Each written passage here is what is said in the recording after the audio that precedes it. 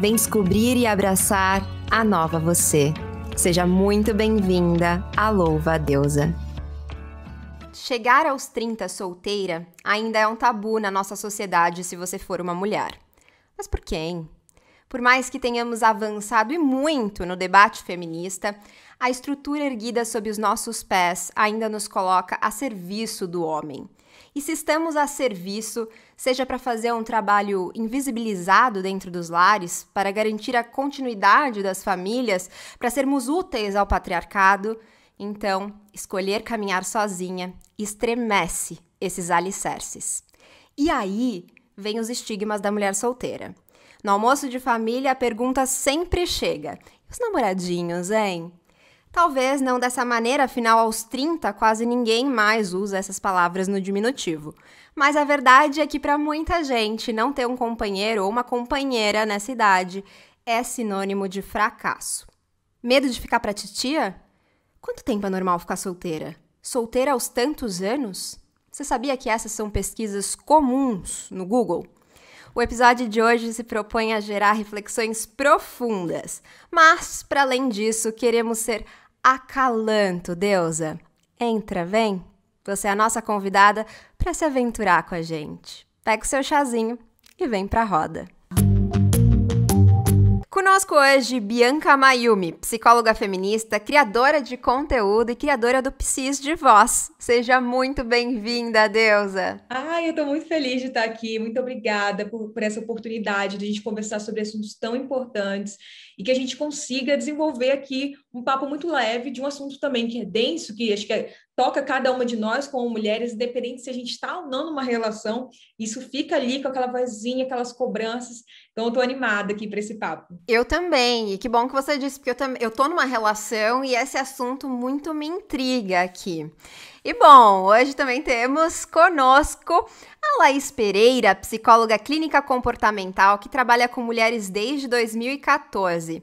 Ela é psicóloga integrante do Não Era Amor, um negócio de impacto social que ajuda mulheres que estão ou saíram de relacionamentos abusivos. Seja muito, muito bem-vinda, Laís. Obrigada, Sofia. É um prazer estar aqui com vocês hoje. Muito feliz pelo convite. E eu tenho certeza que esse bate-papo vai ser muito importante para tantas mulheres, né? E para nós também, porque é um tema que em algum momento da vida já nos pegou, de alguma forma, né? De forma mais intensa ou menos intensa. Com certeza, Laís. Então, é hora de vestir a roupa de mergulho para nadar nas profundezas, mas protegidas. Bora?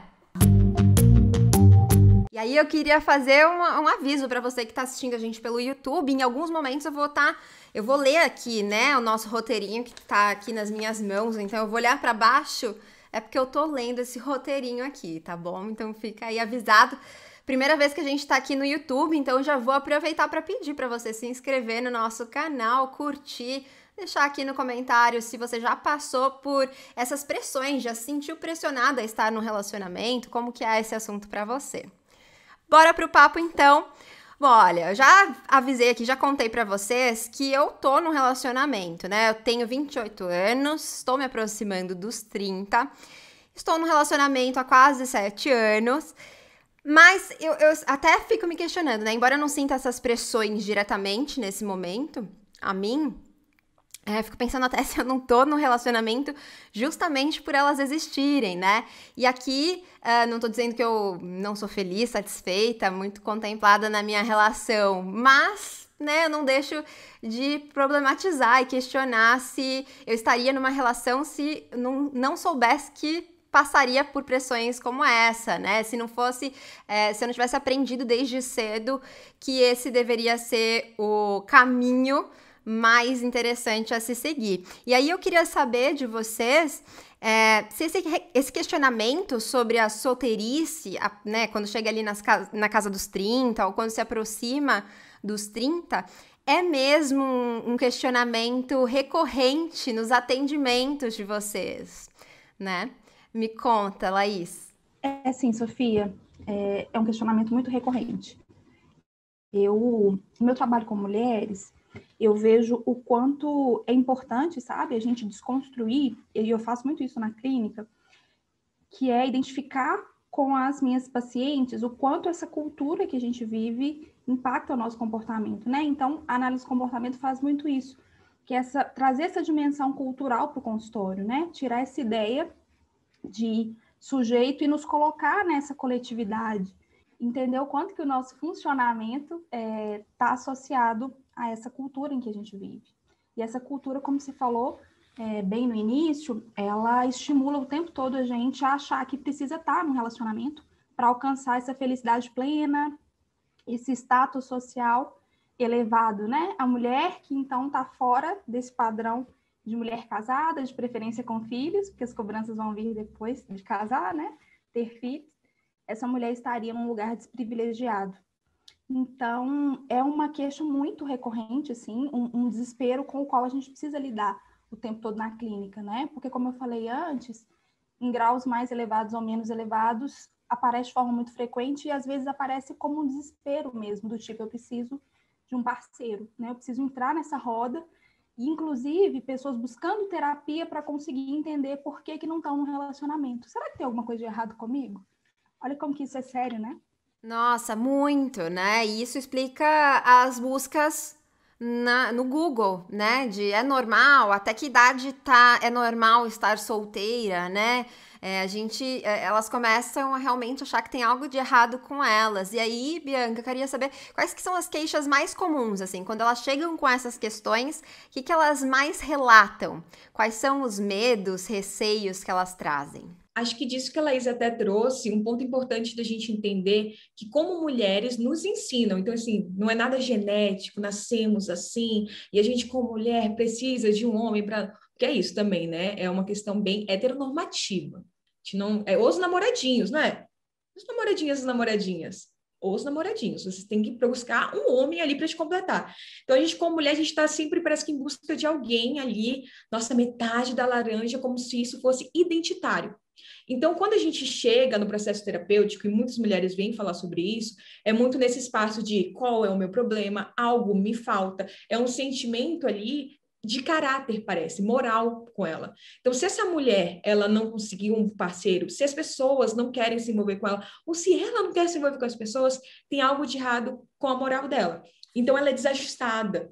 Tem algo ali que as pessoas precisam ser consertada. É como se tivesse falha no sistema dela, assim. E isso é muito complicado, porque acaba com a autoestima dessa mulher, com o autoconceito dela, com a autonomia dela, porque ela parece que sempre está querendo algo. E ela nunca vai ser feliz nessa completude, se ela não encontrar essa pessoa perfeita. Que também tem isso, né? As mulheres têm que...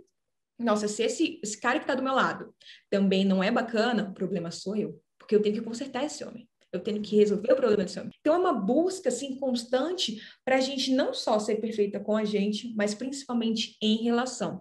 Então, quando a gente vê isso, assim, principalmente, acho que no meu caso, não sei se a Laís também percebe isso nos estudos, é muito esse espaço realmente, assim, para eu me sentir bem, para eu ser bem vista, ser aceita em sociedade, eu preciso estar em relação com alguém, e com alguém muito boa, e eu tenho que ser a pessoa para essa pessoa, eu tenho que ser a escolhida, a amada, enfim, assim, é um lugar ali bem relacional, complexo. Valesca Zanello já traz isso, né, do dispositivo amoroso, e isso é muito complicado, porque é toda uma estrutura social para amoroso, estou numa relação para depois ser mãe, que também é um outro papel muito visto para a gente como mulher. Então, acho que é um caminhozinho que se traça para a gente, que a gente não pode desviar, ser desviante, né?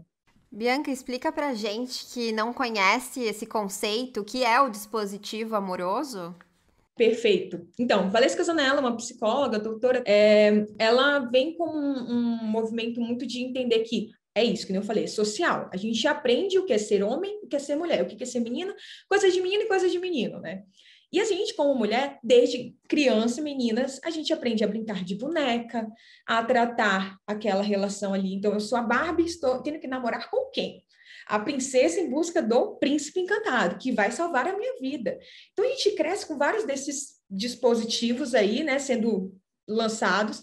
E esses dispositivos, ela fala que são normalmente estruturas, formas que fazem com que a gente tenta seguir. Então, para a gente, como mulher, o dispositivo amoroso e o materno. Então, a gente tenta sempre estar em relação, amando, sendo amada e maternando, tanto como mães, mas também em outros vínculos. Então, é isso, assim, se a gente for pensar a tia. A gente tem a tia da escola, sempre um cuidado, um amar, me entregar para as relações ali, muito mais do que para mim. Eu não posso olhar para mim. Eu olho sempre para o outro, porque senão eu sou uma mulher egoísta. A gente não pode ser egoísta. A gente não pode ser a solteirona, a bruxa, né? Que onde se colocava. As mulheres que de antes eram bruxas. Então não pode ser nada disso.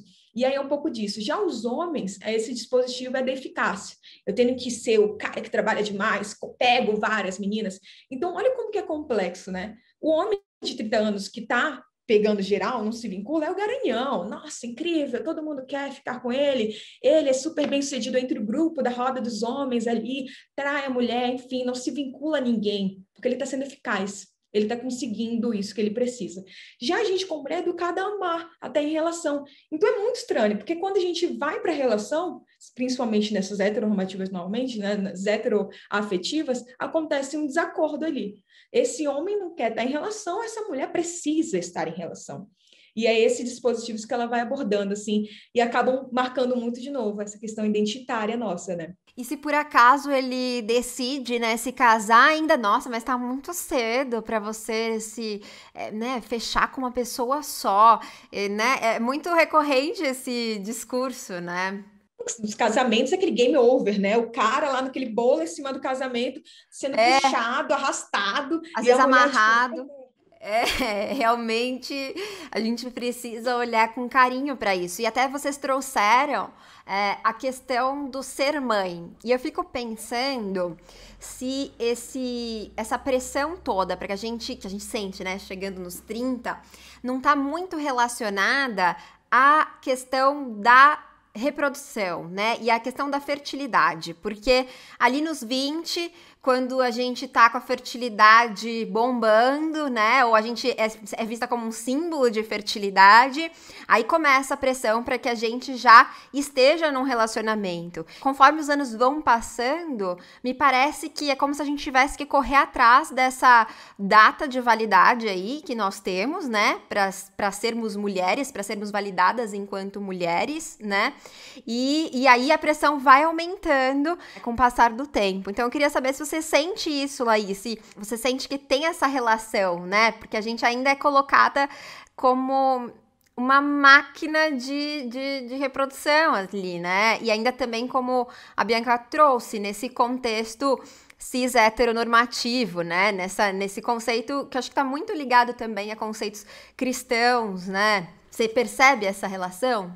Você falou sobre essa questão biológica, né? Essa questão da maternidade. E esse é um ponto interessante porque quando a Bianca fala sobre relações heteronormativas, essa questão dos filhos, ela é uma coisa que a religião traz e que essa perspectiva biológica, né? Muitas pessoas usam essa justificativa para poder condenar relações LGBTQIA+, né? Então, nossa, é contra Deus, não é o que Deus projetou para nós enquanto sociedade, as pessoas LGBT não se reproduzem, como assim? E aí hoje eu vi até uma postagem muito interessante na internet com vários casais homoafetivos com um dos parceiros gerando bebês em processo de gestação, com aquelas fotinhas todas, sabe, reinventadas de uma forma bem interessante. Eu achei bem bonitinho, assim, de ver, porque era uma página justamente que estava questionando esse padrão, né? E aí, o que acontece? Tem muito essa queixa, sim, concordo com você, de pessoas falando, Laís, ok, tá tudo certo com o que você tá falando comigo em relação ao que é uma pressão social, e eu consigo até entender isso, mas como é que eu faço? Como é que eu faço com essa questão biológica? Como é que eu faço para parar o tempo? O tempo não vai parar. Tem uma paciente minha que fala, inclusive, disso, né? Muito comigo. De que o tempo não vai parar e o que ela faz depois que ela fizer 40 anos, né? Então, é algo que a gente precisa trabalhar muito eu acho que em sociedade, esse debate social, ele precisa ser aguçado, ele precisa que todos nós comecemos a levar para outros espaços, né? Para além da clínica, eu acho que é importante esse espaço aqui de a gente estar falando sobre isso, né? Ir para o canal de vocês e atingir várias pessoas, porque é um debate que precisa sair do consultório, ele precisa deixar de ser invisibilizado, porque enquanto uma queixa que aparece só no consultório, vai reforçando essa ideia de culpa, né? De culpa que essa mulher carrega por não estar num relacionamento. Quando a Bianca falou muito bem, é isso, né, que a gente vai sentindo, assim. A mulher que está num lugar desprivilegiado dentro dessa prateleira, essa prateleira do amor, que a Valesca fala muito bem, eu também gosto muito dela, essa mulher que não foi escolhida tem um problema com ela, né? Ou ela está fora do padrão estético, ou ela não está performando a feminilidade esperada, ou ela, né? E aí entra muito questões raciais também, questões de aparência física, né? Então, onde que está a mulher preta, a mulher que tem o cabelo que está longe da estética ideal, né?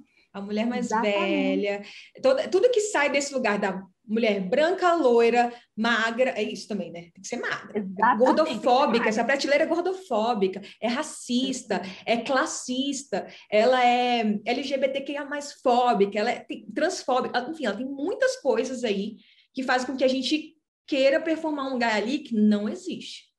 E eles criam essa prateleira, e essa prateleira é montada para os homens, né? Que você está trazendo, Lenis. Exatamente, exatamente. E coloca a gente o tempo todo, né, meninas, como objetos, né? Objetos para satisfazer o prazer desse homem.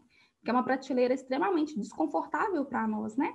Porque ninguém tá feliz e leve e tranquila no meio desse monte de estereótipos que a gente precisa se encaixar. A gente tá ali, né, esgueirando para tentar encaixar. E para eles é uma prateleira muito confortável, porque eles estão lá numa posição só de serem privilegiados nela. Né? Eles não precisam esforçar-se e fazer um monte de coisa para se encaixar, não. É nós que temos que, nessa lógica, ficar se encaixando ao padrão deles, né?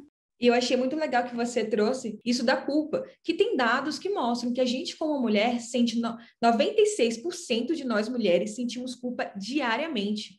Gente, todo dia sentindo culpa. Isso é terrível, assim, é um lugar de sempre falta, sempre preciso. Então, assim, é bem esse papo que a gente está tendo, né? Tá pronta para casar. Ai, você já sabe cozinhar? Agora pode casar, né? Hã? Eu ajo pelo outro, pelo que eu tenho que corresponder. Então, assim, parece que é isso. A gente vai ter que viver com essa culpa, com essa emoção que é totalmente social. Exatamente. A culpa, mais uma vez, aparecendo aí como um conceito bastante cristão, mais uma vez, né? A culpa cristã, porque a gente carrega realmente esses conceitos e muitas vezes a gente acha que super se desvencilhou deles. Ah, não, sou desconstruída, me desvencilhei, nada a ver. E aí, quando você para olhar, observar, você ainda tá reproduzindo essas ideias, né? Porque elas estão muito profundas na nossa sociedade, na nossa cultura, né? A gente consome essas ideias de diversas maneiras desde o momento que a gente nasce, né? E mesmo antes. Então, é muito difícil se desvencilhar delas. É mesmo um movimento de ficar sempre atenta, né? Ao que tá acontecendo. Eu achei bem legal essa metáfora da prateleira, né? Porque é isso, é a espera de ser escolhida, né? A gente nunca pode escolher, a gente tem que ser sempre escolhida, né? Sempre nesse lugar passivo também, né? A gente não pode ter a ação.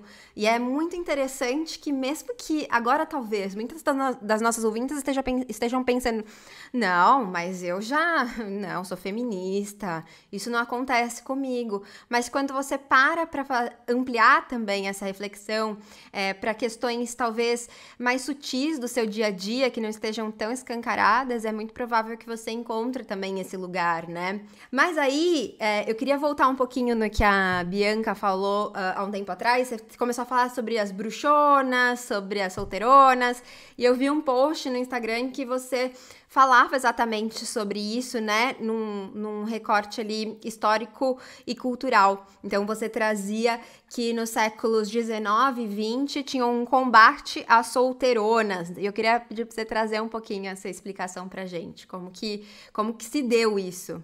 Então, tanto esse lugar, acho que é importante a gente, como psicóloga, a gente entender que a gente vive hoje, né, sente, e a gente trabalha com as pessoas, tem todo um histórico, a gente não pode dissociar esse indivíduo da cultura.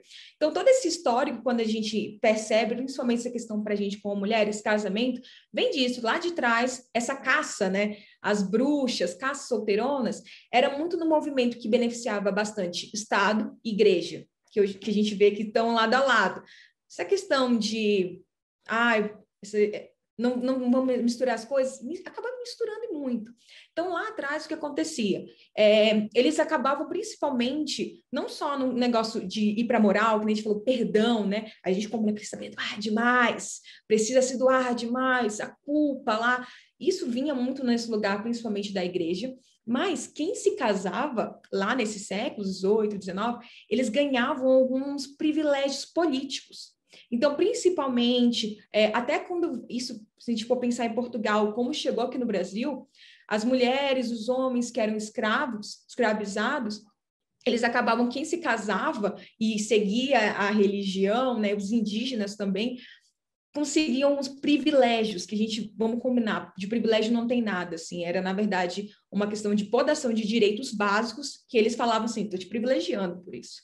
E aí, então, nesse lugar ali, principalmente, então, como a gente vem, Brasil veio com muitas questões, muitas marcas europeias dessa época, por conta dessa...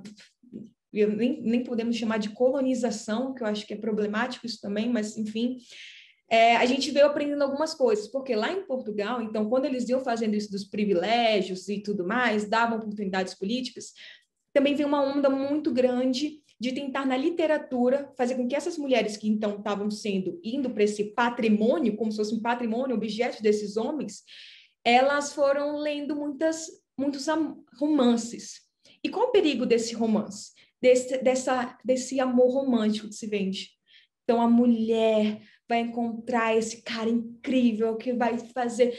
Então, você fala, peraí, estou sendo beneficiada aqui com essa parte mais política. Moralmente, a igreja está falando que eu estou indo bem. E eu ainda tenho esses tantos de romances falando que é o meu futuro. É esse o meu caminho como mulher. Você meio que vai construindo isso. E isso vai se passando. Então, até hoje, por exemplo, aquela Andressa Urach, não sei. Sim. Outro dia, o marido dela colocou um post com ela e falou assim, minha posse, minha propriedade. E ela falou, toda sua. E ele assim, se todas as mulheres agissem dessa forma e fossem submissas aos homens, o mundo seria mais fácil. Mais fácil para os homens, né? Porque, de novo, a gente sendo silenciada, a gente nesse lugar ali de passividade. E isso foi acontecendo, né, histórico. A gente fala, isso ficou nos anos 8, né, século XVIII, século XIX, ficou coisa nenhuma. E a gente está vendo isso muito bem agora no Brasil. O que está acontecendo hoje no Brasil, principalmente essa questão dos extremismos, de estar num lugar conservador, é perigoso demais. A gente tem que ficar muito alerta, porque a gente está vendo o número dos casos de Maria da Penha acontecendo em alta agora. Por qual motivo? Porque as pessoas se sentem mais seguras de fazer isso acontecendo. Tais ideologias, que se falam tanto sobre ideologia, estão voltando à tona. E isso, de novo, a gente tem que estar aqui muito consciente. Acho que por isso que a gente, na psicologia, né, a gente também tem, como eu falei, a gente tem que estar posicionado aqui, a gente tem que estar falando sobre isso, porque o nosso sentir, o nosso relacionar, ele tem todo um contexto para isso estar acontecendo. Então, quando você me fala assim, lá atrás acontecia essa caça às solteironas, isso acontece até hoje com essas piadinhas que se entende como piada, né? E aí, vai ficar para titia? Ninguém te quer? Isso é coisa para... É porque alguma coisa tem de errado aí com você, né? Só mudou o formato, né, Bianca? Exatamente. Da cobrança, né? Exatamente. E às vezes é tão violento quanto... Às vezes não, muitas vezes é tão violento quanto, né? E o que você disse sobre a Andressa Urach, a gente até fez um post muito questionado, inclusive. Recebi vários directs falando, mas que você gastou tempo falando sobre isso? Ela muda de ideia a cada instante. E aí eu respondi a todas essas mensagens dizendo que, olha... Embora ela tenha dado essa oportunidade da gente falar a respeito, porque ela também fez um post, né, no Instagram dela falando que ela era realmente submissa e que todas deveríamos ser, não é para ela, né? Essa explicação é para tantas outras mulheres que talvez se sintam na obrigação de ser submissas e por isso estejam sujeitas a uma série de violências, né? Das mais diversas. E tem um monte, e a pandemia permitiu, né, que isso acontecesse ainda com mais frequência, porque elas estão presas com os seus agressores, né, dentro de casa. Então, realmente, é muito perigosa essa fala. E aí, você trouxe uma questão dos privilégios ao casar, né? Que se tinha e se tem ainda, né, Laís? A gente ainda tem privilégios ao casar, inclusive, por exemplo, se eu caso, eu tenho direitos, né? Acesso a alguns direitos que eu não tenho se eu não assinar ali um contrato. Então, essa instituição, ela é muitas vezes até quase que obrigatória. Você precisa, é o que você tem que recorrer, senão, né, algumas coisas na sua vida podem ser mais difíceis, né? Dependendo aí onde você está socialmente, né? Encaixada. Então, eu queria te perguntar se nos atendimentos também, esse é um medo muito frequente de...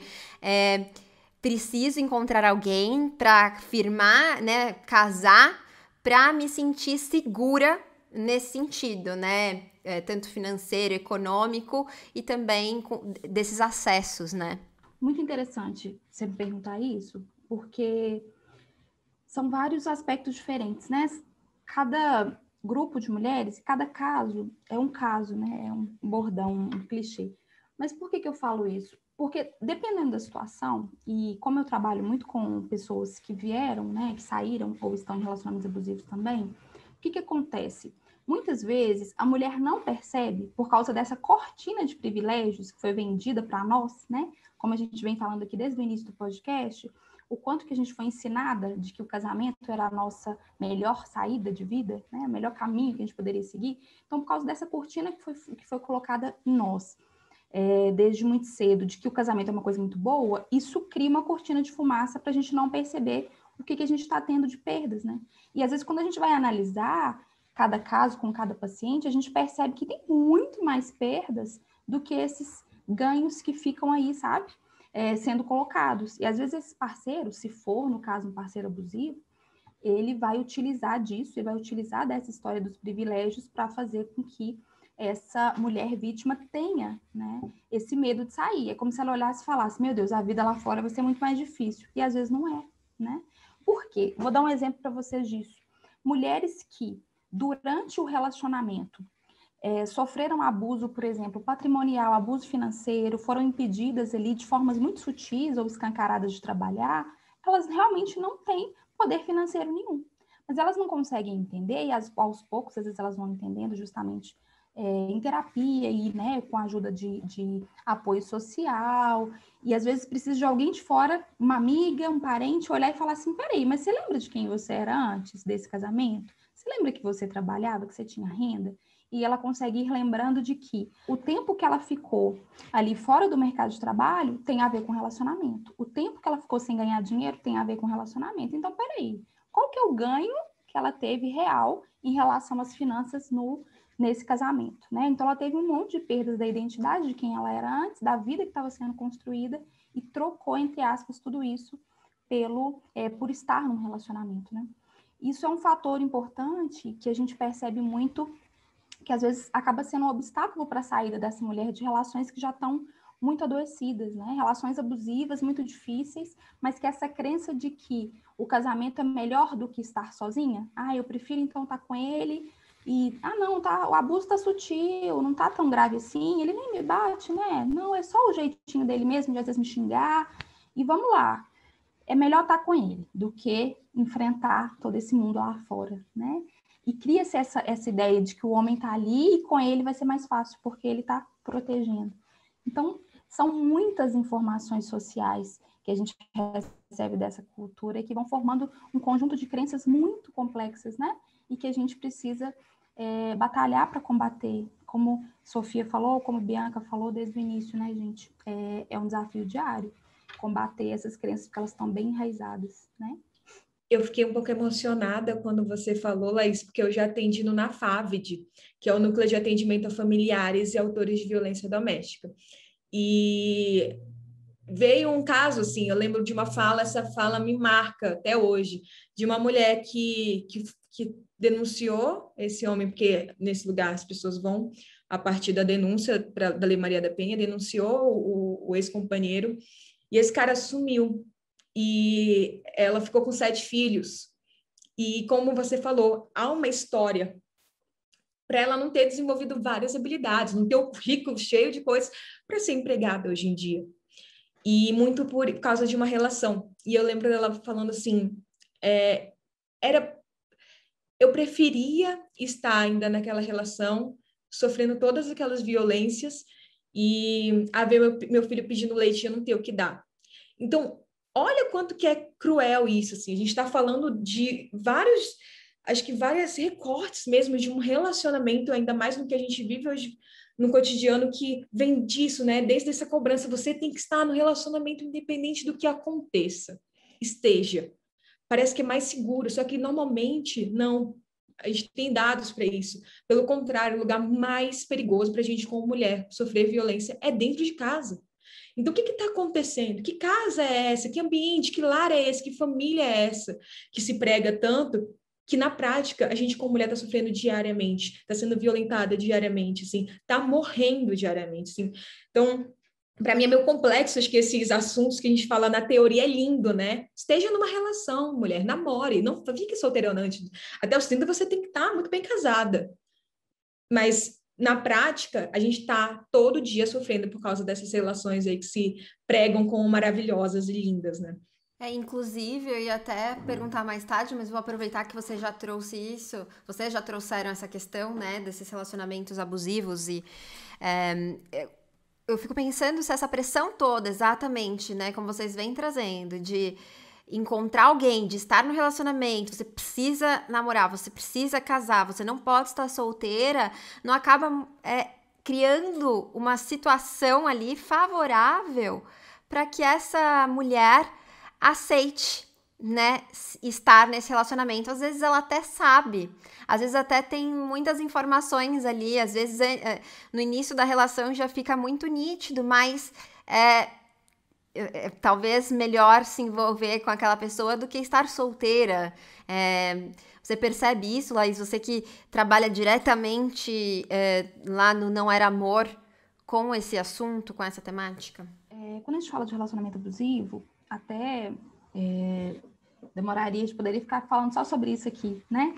E não quero ser rasa ao falar sobre, porque são muitos os fatores, né? Muitos os fatores que fazem cada mulher permanecer e ter mais dificuldade de sair de uma situação de violência, né? Por isso que a gente tem que sempre ter um olhar individualizado para entender qual que é o contexto e o que está mantendo aquela vítima ali, né? Não tem um padrão, um único dia, fulana fica só... Porque tem muitas mulheres que, por exemplo, não têm dependência financeira, mas ficam por outros motivos, né? Então, cada mulher vai ter ali o seu fator de permanência, aquilo que está fazendo com que ela fique mais tempo ali no abuso, né?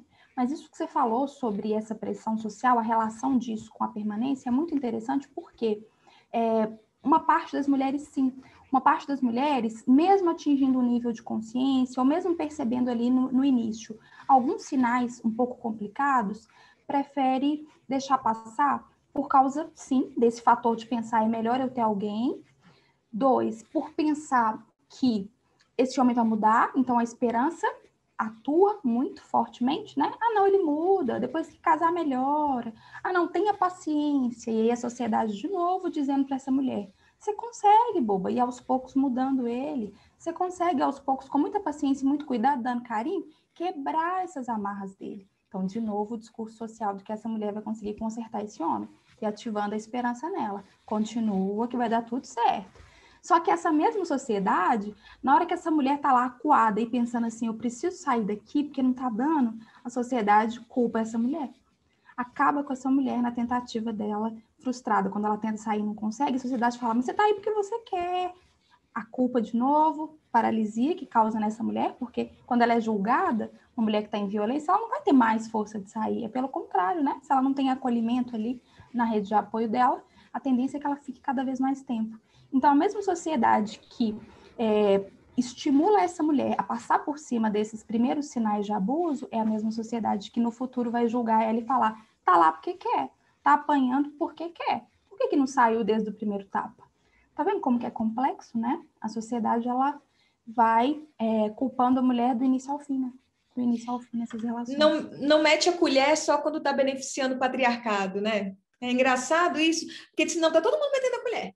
Se a mulher ela for qualquer... Tá todo mundo falando, mas tem que cozinhar. passar melhor essa roupa, cozinha melhor para o seu marido, e esse homem totalmente responsabilizado, um garotão de 40 anos, é só um menino, tá aprendendo. A gente, como mulher, uma mulher de 15 anos, que tem que se responsabilizar pelas coisas, a gente vê isso diariamente acontecendo com todas nós, né? A gente tá toda hora, tem que correr atrás, a responsabilidade é minha, deixa que eu cuido disso, deixa que eu cuido daquilo. E esse homem tá lá, ali, ó, tranquilo, eu traio, eu faço, né?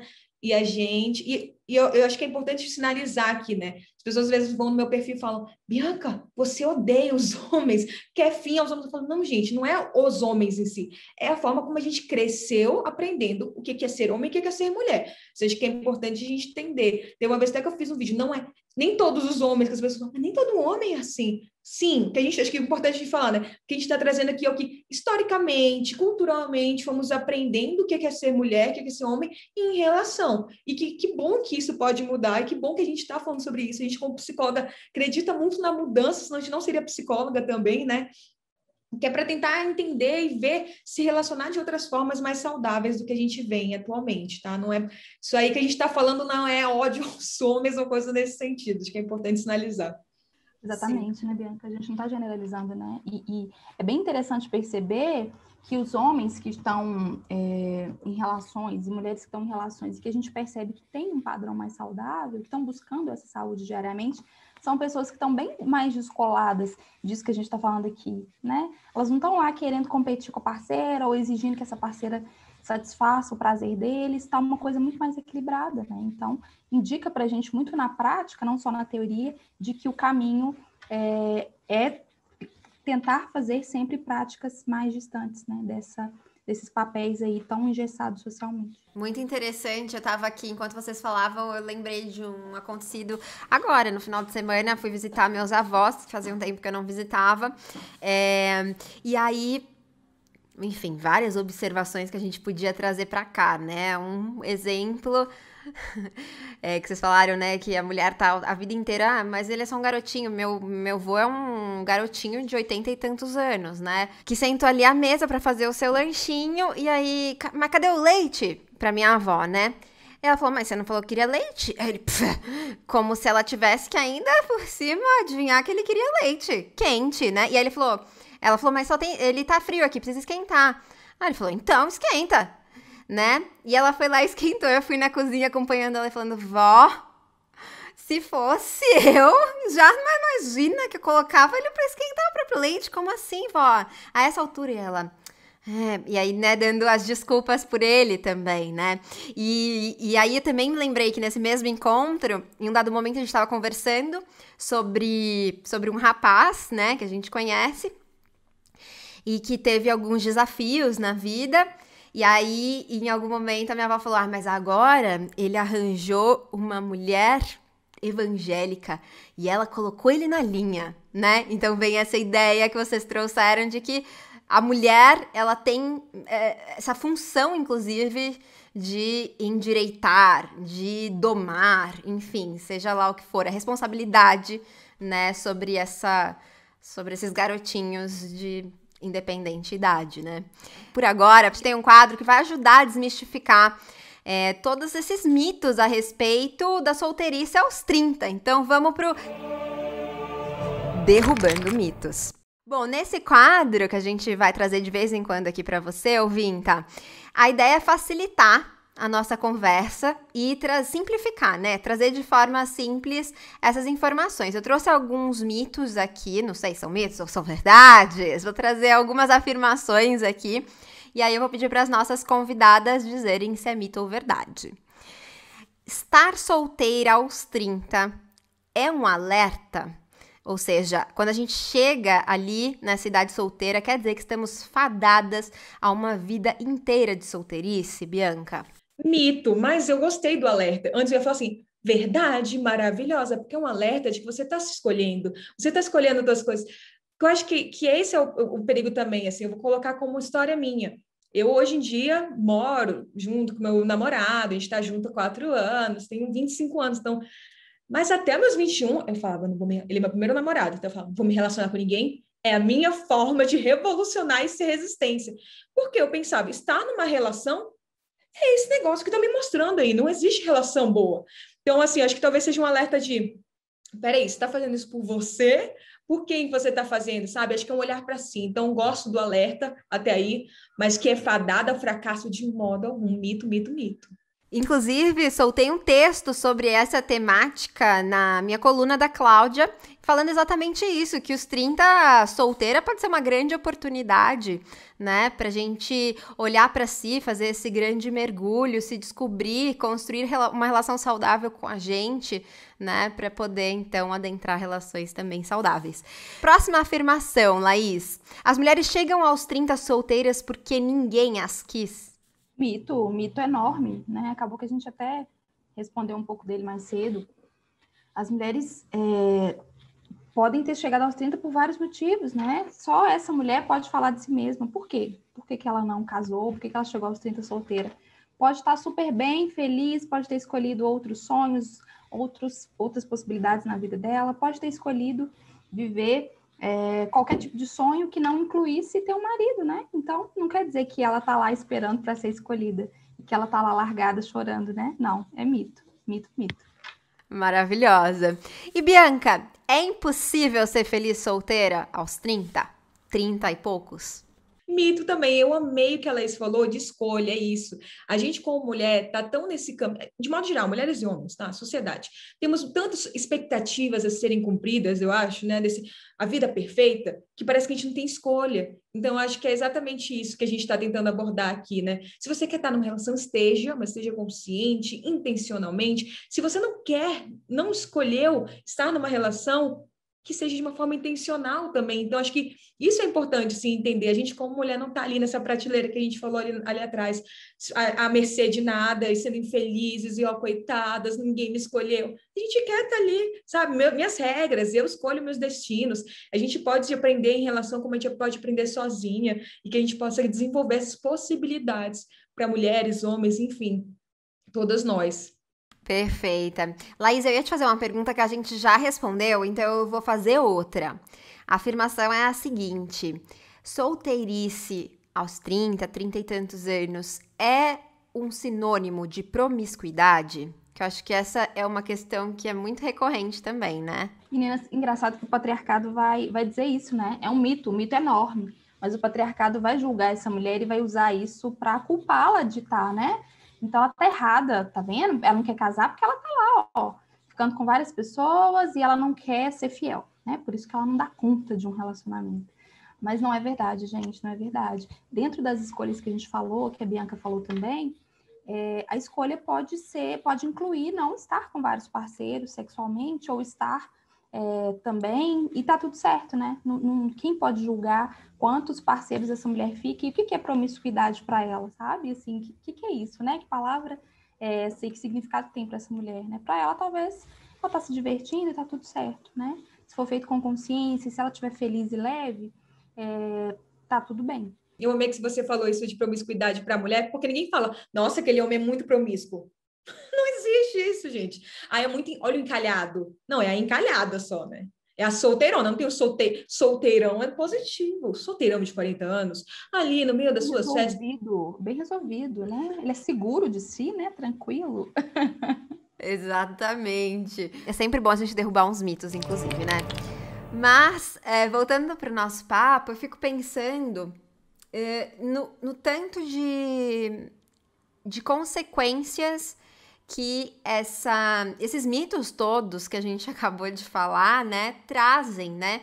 Então eu queria saber quais que são as consequências que vocês percebem, né? Acho que vocês já falaram um pouquinho, né, de um desespero, mas isso pode desencadear também outras coisas mais sérias, né? Outras questões mais sérias. E quais são elas? A gente pode citar vários, né? Mas principalmente problemas com a autoestima. Então, muitos questionamentos em relação à autoestima, ao valor próprio, a como essa mulher vai se ver, ansiedade. Então, aumento do nível de ansiedade relacionado a isso, quando isso vai se tornando algo muito frequente, e a gente percebe muito isso em consultório, né? Quando a idade vai aumentando e aí nada tá acontecendo, e vários encontros, nossa, mas eu não tô achando a pessoa para eu casar, né? Tô tendo vários encontros e não tá dando certo. Como se fosse uma meta mesmo, sabe? Sabe aquele processo ansioso que a gente fica, às vezes, quando é muito novo e está buscando o primeiro emprego, está buscando um emprego que você quer muito, e você faz processos seletivos, aquilo tudo é muito estressante, né, gente? Imagina, nossa, vou passar na faculdade. Na nossa época, eu sou mais velha que vocês, com certeza, mas na nossa época ainda era vestibular, e depois veio o Enem, mas era tudo muito estressante, o processo de conseguir uma vaga numa universidade ou conseguir um emprego. E aí, até hoje aquela ansiedade, uma ansiedade parecida, essa ansiedade de ter vários encontros, muito com esse foco, né? Meu tempo tá passando, então eu tenho que ter vários dates para achar a pessoa ideal e tem que acontecer tudo muito rápido. E essa ansiedade faz com que essa mulher não esteja lá de verdade vivendo aquela relação e percebendo se ela tá feliz ou não tá, né? Porque o foco é só casar, então muitos sinais do próprio corpo dela são ignorados, né? Então isso também é outra consequência. Porque se eu vou para o encontro e o cara fala assim, nossa, eu quero namorar e casar, Laís, é esse. Eu acho que é esse que eu tenho que sair de novo. Porque olha pra você ver, ele quer namorar e casar. E a gente vai para a realidade, tá, mas o que você sentiu no encontro? E às vezes elas têm dificuldade até de discriminar, de falar, não sei o que eu senti, porque elas não estavam atentas a elas mesmas, né? Então, uma distância da atenção em si mesmas, porque o foco está muito no outro e nessa relação socialmente esperada. Então, quero noivar, quero casar e não quero ser feliz, né? É como se fosse uma escolha do título ao invés da escolha do que está ali dentro desse pacote, que seria, no caso, a realização e a felicidade, né? Maravilha. Bianca, você acha que a gente deve abolir de vez esses termos que a gente trouxe aqui ao longo da conversa? Ou expressões, né? Vai ficar pra titia, ou solteirona, enfim. Você acha que a gente deve abolir ou você acha que a gente deve ressignificar esses termos? Acho que os dois são válidos, né? Eu vejo como uma coisa meio utópica a gente conseguir abolir, de fato, esses termos. Falando de novo da Valesca Zanello, ela chama isso de tecnologias de gênero. Então, que vai desde filmes, séries, músicas, toda essa parte, né? Mas também essas piadinhas que se fala, essas expressões, esses termos. Isso diz muito pra gente. Então, assim, até os xingamentos, a gente pode ver que os xingamentos são muito diferentes aí pra gente, como mulher e pros homens. O que fere uma mulher, o que fere um homem. Então, espero, né, que seja um lugar ali pra gente ressignificar. Então, vai ficar pra titia? Nossa, amei, quero ser titia mesmo. Mas a gente sabe que tem todo um cunho que pesa, de peso, de culpa. Então, acho que minha maior torcida é para que a gente olhe para isso e tire do nosso vocabulário, né? Existem outras formas da gente falar com mulheres, da gente escutar mulheres, da gente acolher mulheres do que assim. Aceitar e entender que elas têm liberdade de ser e estar e viver a maneira que elas escolherem, né? Bom, chegou a hora do Joga pro Universo, então... Joga pro Universo. E no Joga pro Universo é assim, as nossas convidadas falam alguma coisa e saem correndo. Alguma coisa polêmica, que pode ser sobre o tema de hoje ou pode ser sobre qualquer outro tema. E a ideia é que elas não expliquem e nem desenvolvam. Uma frase de efeito mesmo. Então, Bianca, o que você joga pro universo hoje? Tô até nervosa aqui, pera lá. Então, assim, o que eu pensei dessa nossa conversa? Principalmente conversando com a Laís, fiquei bem tocada de ver uma outra psicóloga. Tenho amigas psicólogas que andam comigo assim, mas vendo outras mulheres que eu não conhecia, também nessa mesma perspectiva, então vou jogar aqui. Que a psicologia seja cada vez menos neutra, mais política, engajada, consciente da nossa cultura, do machismo, de classe, raça, da comunidade. Hoje a gente está gravando no Dia do Orgulho LGBTQIA+, então que a gente seja cada vez mais inclusivo e menos neutro nesse momento, mais política. Maravilha! Gostei! Dava para fazer um episódio inteiro sobre isso, né? Laís tá aqui vibrando também. Então, Laís, me conta. E você? O que você joga pro universo? Eu jogo pro universo um desejo de que a gente tenha um mundo, parece utopia, mas que a gente tenha um mundo livre de abuso, livre de controle, que as mulheres possam respirar livremente, sem terem medo de serem mortas pelos seus parceiros ou por qualquer outro tipo de opressão lá fora. Que seja um mundo seguro para que homens e mulheres vivam em harmonia. É esse o meu desejo. Maravilhosa, maravilhosa. Um ótimo desejo. É um desejo que compartilho também com você. E bom, chegou a hora então da gente transcender e transformar. E E aqui no Transcender e Transformar, a gente vai se encaminhando para o fim da nossa conversa, com uma alegria e ao mesmo tempo aquele apertinho no coração, porque eu queria ficar aqui por muito mais tempo. E eu vou pedir para vocês que deixem então uma mensagem para as deusas, para as nossas ouvintas, que de certa forma também estão se sentindo um tanto angustiadas nesse momento de vida, que se identificam com o que a gente falou aqui hoje. Então, Bianca. Deusas, lembrem-se.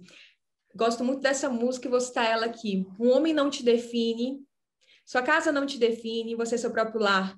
E eu acho que é essa busca que a gente está tentando agora desenvolver como coletivo, como mulheres, que cada uma encontre seu próprio lar em si, e que quando estiver tão aconchegada consigo, que possa olhar para essas relações, independente de qual seja, familiar, namoro, casamento, amizades. A gente está tão cansada de ter que dar conta de tudo, a gente não precisa dar. E eu espero que vocês sejam suas próprias deusas, que vocês se coloquem no seu próprio altar aí e cuidem de si, se protejam nesse momento que está tão cruel com a gente, está tão perigoso. E que a gente siga juntas, porque isso é importante também. Vamos continuar nos escutando, nos acolhendo, que nem a Laís falou anteriormente. Quando a gente está numa relação abusiva, a gente precisa desse apoio e que a gente seja apoio umas para as outras. Então, eu acho que é nesse caminho, assim, a gente como mulher cada vez mais unida e olhando para a gente também, reconhecendo nossas histórias. E adorei aqui reconhecer a minha e tantas histórias com você ao longo desse episódio. Muito obrigada, Bianca, pela presença. Adorei te conhecer aqui um pouquinho a mais.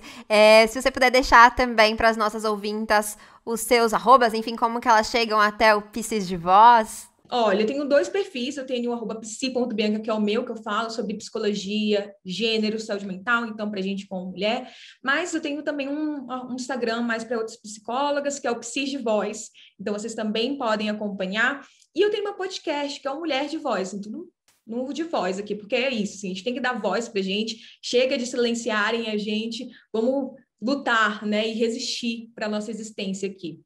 Maravilhosa, muito obrigada. Laís, e você? Me conta, qual que é a sua mensagem para as nossas ouvintas? Quem estiver ouvindo, meninas, mulheres maravilhosas, deusas, eu queria falar para vocês que sempre que vocês escolherem um caminho de liberdade que não inclua o outro, não inclua o desejo do outro, que não agrade o outro, vai haver críticas, vão haver muitas oposições. Mas a primeira pessoa que precisa estar confortável é você mesma. Então, não espere apaziguar tudo ao seu redor para poder tomar sua decisão. Vai lá e faz, porque mesmo que as pessoas ao seu redor não fiquem satisfeitas, o importante é que você vai estar feliz com a sua decisão. E essa voz interna vai te fortalecer, né? É como a gente fala na autocompaixão, aquela sensação de segurar a própria mão e sentir que não está sozinha, porque você está acompanhada de você mesmo, né? E a partir daquele momento você se tornou uma boa companhia para si mesmo. Ai, que lindeza! Tocou aqui o fundo do meu coração. Gratidão, gratidão, Laís. Foi um prazer também enorme te ter aqui hoje. Quero também pedir para que você deixe pra gente o arroba, enfim, como a gente chega até você. Muito obrigada, Sofia. Foi um prazer estar aqui hoje com você, com a Bianca. Foi muito enriquecedor para mim. O coraçãozinho ficou bem mais quentinho nessa segunda-feira fria aqui de BH. E os arrobas, o projeto da Não Era Amor é @NãoEraAmor_. E o meu perfil pessoal como psicóloga é o psicóloga Laís Pereira. Maravilhosas! Foi uma delícia esse papo, um verdadeiro acalanto, aquele abraço que aquece a alma. Sou muito, muito grata. Querida ouvinta, eu desejo a você liberdade, independência e o aconchego gostoso das parcerias da vida, sejam elas com outros ou com você mesma. Viva o meu, o seu, o nosso prazer. E até a próxima!